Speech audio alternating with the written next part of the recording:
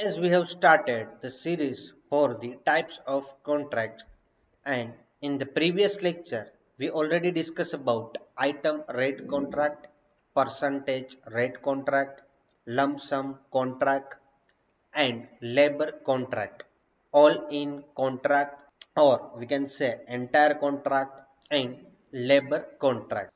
And in this session we will discuss about material supply contract, piece work agreement and target contract. And in next session we will discuss about cost plus percentage rate contract, cost plus fixed fee contract, cost plus sliding fee or BOT contract. So I would like to explain brief revision for the previous contract. First one is item rate contract. In item rate contract, contractor has to quote his rate depending upon the unit measurement of the quantity. For example, plaster work is quoted by the per square meter, in for the excavation is quoted by the cubic meter. So in the item rate contract, the contractor for the particular activity with its unit measurement. And the second one is percentage rate contract. In the percentage rate contract, the contractor has to quote a rate with the above or below the percentage of the total cost of the project.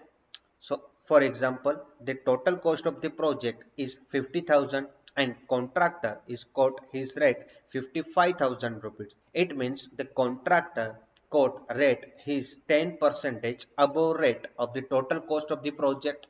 And next one is lump sum contract. In the lump sum contract, the particular fixed value is quoted by the contractor to taking a particular contract. So in that case, and after the completion of the project, the client will pay the total amount of project to the contractor, but intermediate payment is not applicable in this type of the contract. And if we talk about the labor contract, in the labor contract, if the client is arrange the material itself and allow to contract for the labor work only, so in that case the labor contract is happen in our construction field. For example, government body is offering the labor work to the contractor. So as a client we can say contract, as a client, or we can say government body is storaging of the materials, and they are providing this material to the contractor, and contractor will execute the work, and contractor is completing that project with that material. And next one is all in contract or entire contract.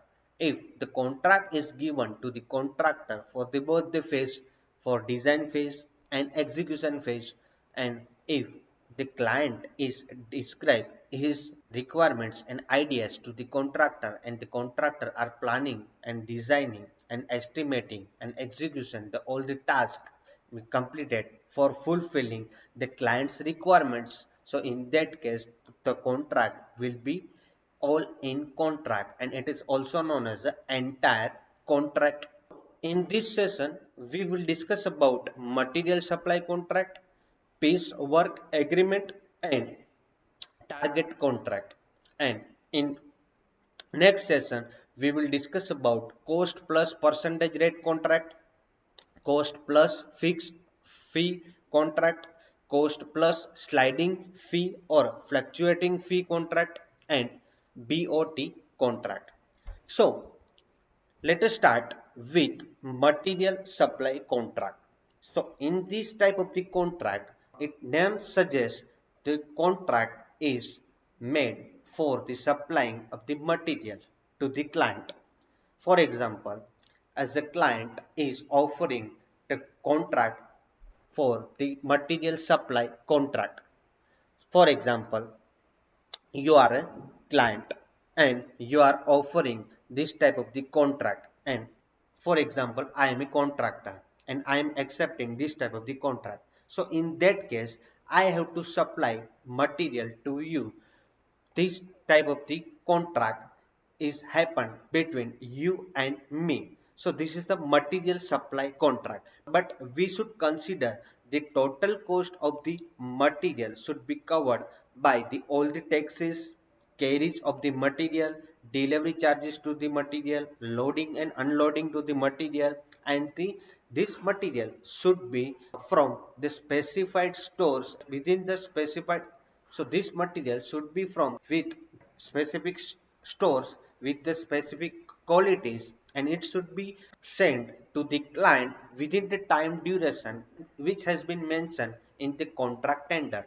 So the material supply contract, the name suggests the contract has been made for the supplying of the material. Next is, which are the advantages of this type of the contract? First one is payment is promptly, so the chances getting the material at low price. Generally, the client is offering this type of the contract and they are providing the payment instantly after the supplying the material. For example, is your client and you are offering the 500 bag of the cement, and you mention in the tender contract that after the supplying this amount of this bag 500 bag, you will pay to the contractor to the total amount within a week.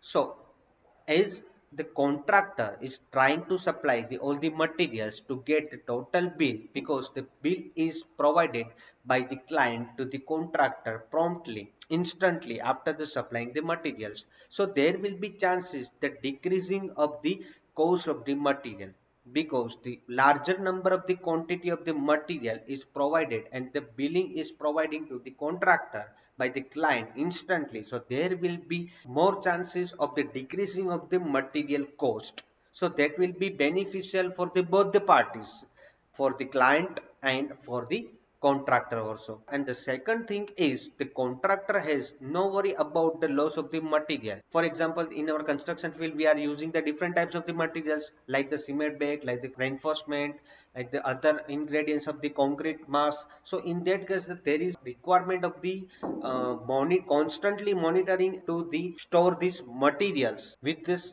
specification, so that will be really difficult to handle it, difficult to transfer it, difficult to monitor it. So eliminating this type of the task, we can eliminate this storage of the material and we can offer to this type of the contract, which name is material supply contract. So in that case the contractor doesn't need to store, doesn't need to storage of the material, doesn't need to look after of the materials. So in that case the client has to offer the contract based on the material, and the contractor will supply material to the client. So these both are the advantages of the material supply contract. Now let us discuss about disadvantages of the material supply contract. So first one is assurance of same quality every lot or batch. For example, you are a client and I am a contractor and I am supplying the material to you at your site. And for example, I am supplying the concrete mass to your site. So there may be chances the variation of the quality of supplied material. So the assurance of the same quality of the every load or the every batch, which is really difficult for the contractor supply to the client.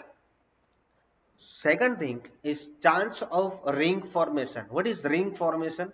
We already discussed about the ring formation. Ring formation means it is the activity, the gathering of the contractor, and they are discussing about the contract, and they are defining the particular lowest rate contractor to get that work without unknowing of the client. So this activity we can say in the simple language match fixing. So this is ring formation. So by this contract there may be chances of the ring formation. Now let us discuss about piece work agreement. Piece work agreement is that where the only rates agreed without reference to the total quantity of work and time of work.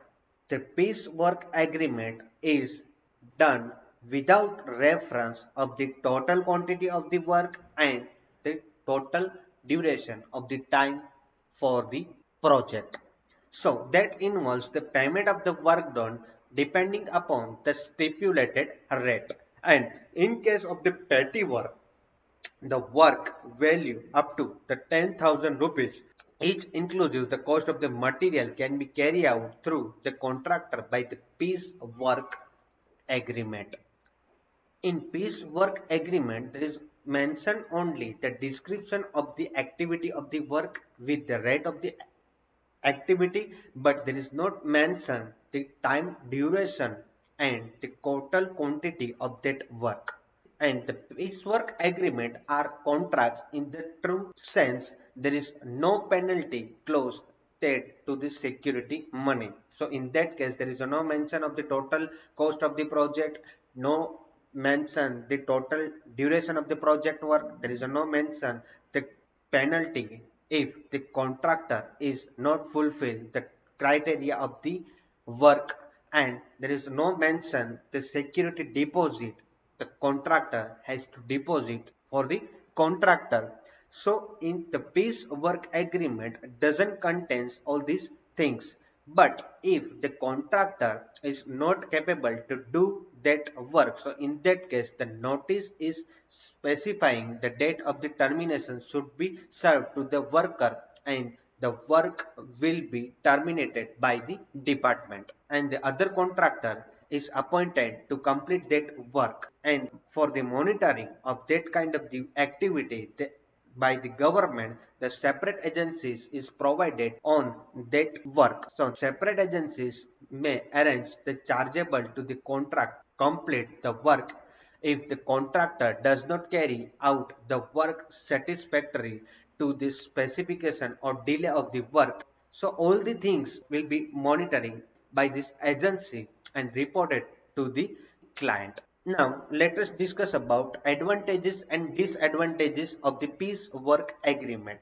So first advantage is urgent small work may be taken up for the execution without inviting tender. There is a no tender process for the piecework agreement. So in that agreement, you can offer by the client to the contractor, and the small work will be accepted by the contractor. So there will be saving of the time for this tendering process. So there is a considerable time is saved which we are using in the tendering process. And the second one is if the contractor delays to execute the work, if the contractor is not capable to do that work with the proper quality, if the contractor leaves that task, so in that case the another contractor is appointed by the department or by the client. So there may be appointed the another contractor at that time if the contractor couldn't capable to do that work with the certain duration with the proper quality, or is not capable to do that work, or he is leaving that task. So in that time the another contractor is appointed by the client. This is the one of the advantage we can get with the piece work agreement. Now let us discuss about disadvantages of the piece work agreement. So first one is this is the small work is providing by the client to the contractor, and the big approved contractor are not involving this small type of the work, because this type of the contract are generally below the 10,000 rupees. In the generally the government approval contractor are doing the work in the terms of lakhs and crores. So in this type of these small contractors are not interested by the big contractor. So this is the main disadvantages we can get with this agreement. And the second one is the no penalty is mentioned in this work. So no security money is also kept for the piecework agreement. So if the contractor spoil the work, so in that case the no penalty is the recovered by the contractor. So there is no mention about the penalty and security deposit for contractor. So these both are the disadvantages of piece work agreement. Now let us discuss about work order. So in the small work, which is a really small work, up to the 2000 rupees, may be carried out by a work order, and this is the contract specified approximately quantities and different items of the work, specifications of the item of the work, time of the completion of all of the work, and the penalty that will be imposed for the not fulfilling the terms and condition, etc. Now you can understand the difference between the piecework agreement and the work order. In the work order, there is a clearly mentions the all the activities of the task, all these terms and specifications, all the rates. There is a specially mention the time for the all the events, and there is a mentions for the penalty, and there is also mentions for the security deposit for the contractor.